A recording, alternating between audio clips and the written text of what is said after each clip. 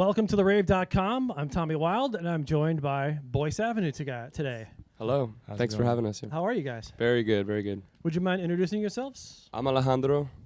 This is my brother Fabian, and we're missing one member right now, but he'll be here at the show tonight. Oh, okay. So he's It's just for the interview. he's not lost in yesterday's no city or conflict. anything. No. All right.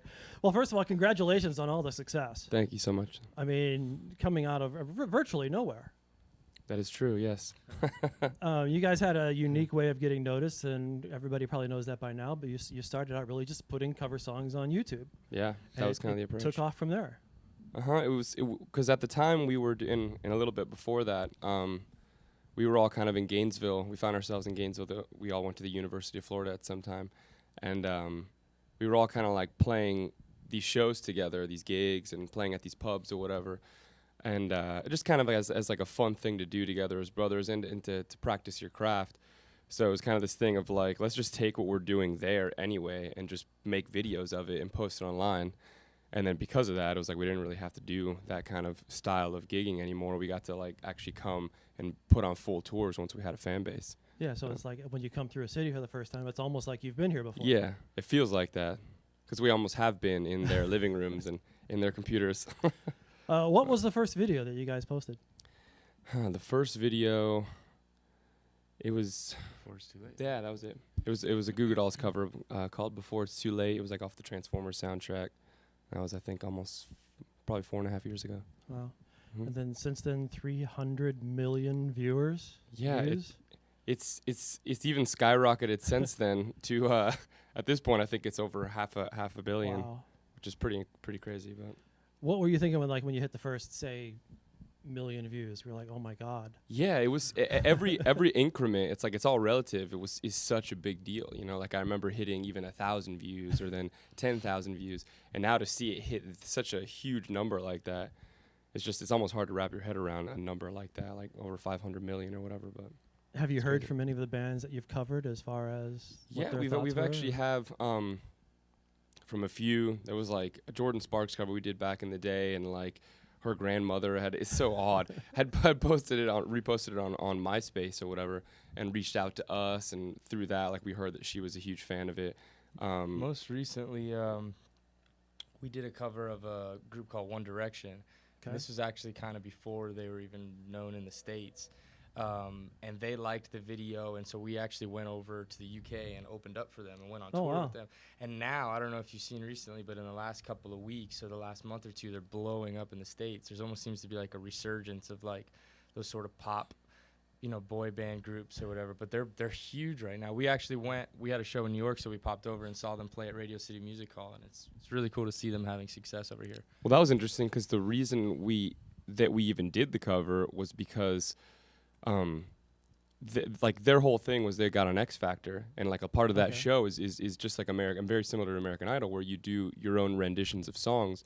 So even before that, they told us when we went on tour with them that they had been fans of ours for a long time, and we had been following each other on Twitter for like a good year before we even decided to do that cover. And they were actually going to use one of our arrangements for one of the shows, So it's funny that like a lot of the people, they said the contestants on that show would look to some of our versions that we had done to try to like mimic it or find inspiration from that version when they would perform that week. So yeah, it's a crazy thing. We did a tour with the Goo Goo Dolls also, and the bassist has said that he liked our cover of Iris. So yeah. There's been like a handful of bands that have reached out, which to be honest is one of the cooler things that can come of this whole situation, is because, I mean, one of the reasons we do covers in the first place is just because we really love the bands or the songs that we're covering. It's like it's more just because it's our passion, and so to hear those artists reach back out to us is kind of cool. But yeah, I mean the Goo Goo Dolls just in general are great guys, so that's nice that they did that. Yeah, especially the bassist, he's pretty cool. So now you're back in front of a live audience again, kind of where you Yes. started, but now it's in a different format because they all know you. Exactly. What was it like playing like to the first big audience again, or to the first big audience? For us, it was the beauty is it was kind of more like a gradual thing, like where, like I was telling you earlier about the increments, like it was a big deal when we played for a crowd of 50 people, as silly as that sounds, but then we played for a crowd of 100 and 200, and eventually it kept growing to now it ranges anywhere from like 1,000 to, in some places in London, we're about to play like a 5,000 cap room. But one of the biggest things to go to more what you were saying about just like a huge crowd that kind of took us off guard was when we went to the Philippines, I think about 3 years ago at this point. And it was just insane. Like there were just thousands of people that just came out like in droves.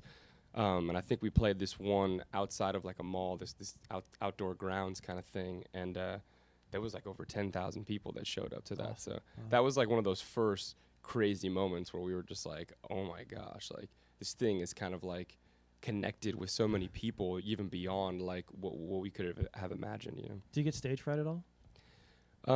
Like in the Philippines when there's all those people there, or just in 50 people? I mean, I feel like I kind of do. I think fortunately for us, he doesn't, at least he doesn't seem like he does. But and because he's kind of the front man and he kind of holds us all together. I think I get more scared for like. Tech issues, not necessarily like the fact that there's all these eyeballs on me, or that the fact that I'm playing for this many people, but more like Alejandro's saying is tech issues. You know, like we played a show recently and it was outdoors and it was really cold, so you start to get wonder like, oh, my guitar's out of tune, you know, or my pedal's gonna go out. Sometimes one patch cable and your pedal board can go out and your whole thing.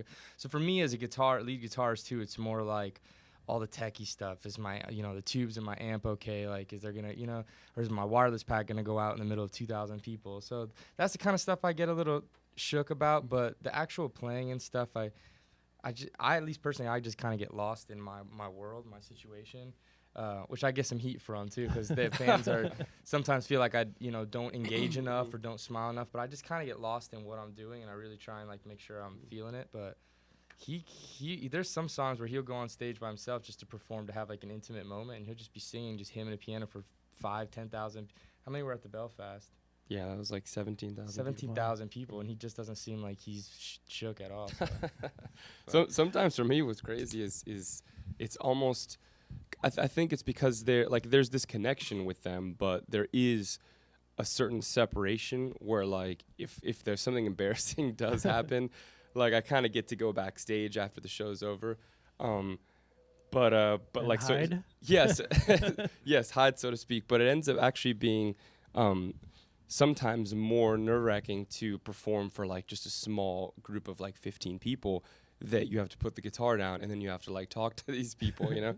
So well, I think he's got thicker skin just in general, because I mean the YouTube, there couldn't be a platform that is more critical and that is more exposed than YouTube. I mean, it sounds, in one ways we're like hidden behind the computer screen, but people are brutal. Like the comments can be rough, and so he's putting himself out there, his music, his voice, his appearance, everything, he's putting it out there for millions of views, and people can, will rip him apart. Sometimes people just want to talk crap just to talk crap, but we've seen a lot of fellow YouTubers who get really affected by the negative comments, and so I think that's kind of helped us and him especially build thick skin. Is just you got to do what you do, and then just kind of be like, can't worry about each one of these 5,000. The good thing is, then your true fans, stand up for you to those people who are bashing. That happens too. Yeah, we're actually pretty fortunate with that. We don't get like bashed too much at all, but yeah, there's always going to be like those people.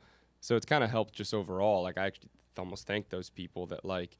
It's been at such a gradual, like almost a schooling pace. It's not like we went from nothing to just overnight success. And then along with a bunch of this good comes a lot of this negativity, and it might be overwhelming for some people.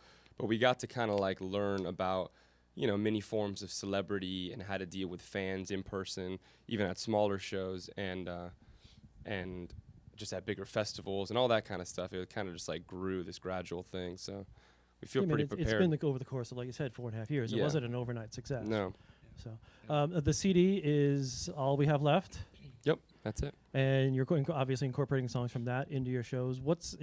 Is there a 50-50 ratio or with the covers, or do you do just mostly the record, or how's that work? What we've noticed with the original stuff is, that's ultimately like I think any musician's dream is you have a message you want to deliver. Mm-hmm. And we even try to deliver that sometimes in some of the covers we do. We'll tweak the lyrics, especially if you do one that's like by a girl. You got to like tweak the lyrics so it works from the male perspective. But we have this message, all three of us, that we love to deliver and that we want to deliver, and that's one of the most gratifying things when we play live. is when you play an original song and you see the people sing that back to you, or you hear stories or you see tattoos of lyrics that you've written.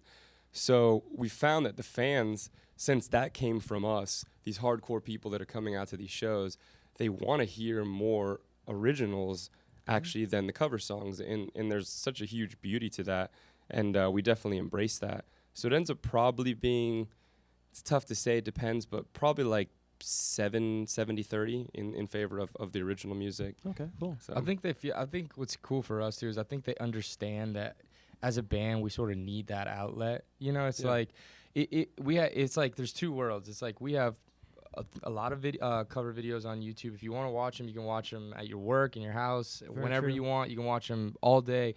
But it's just like, at least let us have this sort of like, our live show is kind of a chance for us to like, you know, do show a different side of us, stuff, different sides. So I think they realize that there's these two worlds. There's sort of like the online covered world, and then there's like the awesome live original world. And we still do covers live, but I love that the fans have respected that, like, this is a chance for us to kind of like show something. Sometimes we'll hear like from a handful of people that are just like, man, I wish you'd play even more originals, and we're like, wow, that's cool. great. All right. So yeah, like we can't wait to work on a new album probably for next year at some point. But we'll be working on that like in the second half of this year, and that's going to be another fun thing to come up with a set list once you have that second album that's even more dynamic, you know, that pushes the envelope from like the softer songs to the harder songs. It'll make for hopefully a more dynamic live show. So this is your first time here at the rave? Yes. Is it your first time in Milwaukee also? Yeah, it actually is. Oh, well, welcome. Thank you. Thanks for having have us. you had a chance to wander around the building yet? Daniel went for a jog. I think he's had more time. Yeah. Yeah, the venue's it's beautiful. I mean, you can kind of tell just this whole vibe in here with the curtains and everything. But that's in the green room, and so everything feels really comfortable and kind of like just really pretty and chill. And like the building's massive. I mean, I'm assuming there's other rooms in here. There's a total of 6 rooms. Okay, nice. But there's also a pool downstairs. Oh wow, it's cool. not. There's no water in it, but there are ghosts in it, so it's a trade-off. Yeah. And then there's the big ballroom upstairs that holds 4,000 people. So obviously next time you probably come through, you'll probably be playing that, I would think. Yeah, that'd be awesome. Yeah, no, it's a great building, and I just went about 1.5 miles. What is it, east on Wisconsin, down to like Marquette University. Down to where there's water, and I think there's like a there's a YMCA there. Mm-hmm. But yeah, no, it's a cool city so far, and a really, really cool venue. So yeah. So what's up with Boyce Avenue the rest of 2012?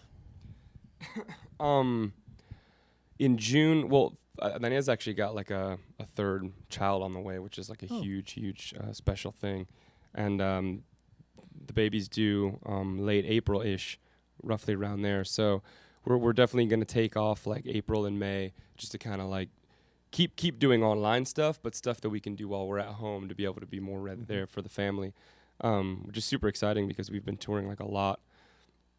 But June we're gonna do a Europe tour that's already on sale. We've announced the openers. We've got like Ingrid Michaelson, Tyler Hilton, and then a couple of YouTubers, Alex Good and Megan Nicole, that are going to be joining us for select dates there.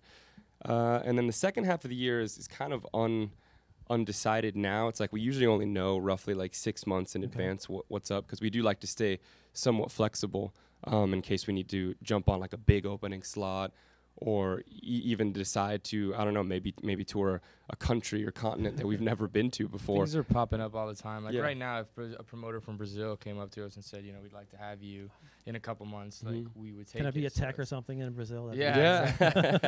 There's a lot of places like that we've been hearing a lot of response from fans, especially a lot of Brazilians or Brazilians who are living in the USA and say, oh, you know, all of my friends back home talk about Boyce Avenue, but we're just waiting for the right, you know, connection or the right promoter to come. So you know, it's really hard for us. I don't know if it's because the nature of our band and the internet, but stuff's always popping up. You know, like we just found out we might have to go to UK to do like a radio show in a couple. Like things are always just kind of popping up. Yeah. But so we like to stay somewhat flexible for that. You know. Right. For the most part, in general, the second half of 2012 is the Europe June tour and writing new material for new albums. I mean, because of the internet, you're basically instantly an international band. Yeah, that's it's not like amazing. Some bands who have to like build a base in a certain area. Everybody knows you're already there, so that's great. There's only a few places. Like there was a couple moments where YouTube wasn't like being shown in Germany, or our videos weren't. But for the most part, people all over the world can access YouTube and can access the internet. So that's amazing. Well, again, guys, congratulations. Well, thank you so much. Thanks for taking the time. No problem. And hopefully we'll see you soon back here upstairs in the bar. Yeah, for sure. Absolutely. Or in the pool. All right. Yeah, in the pool. Yeah. Feel free to film a video in the pool if you'd like. Yeah. So check out Boyce Avenue when they come out by you. And thanks for watching therave.com.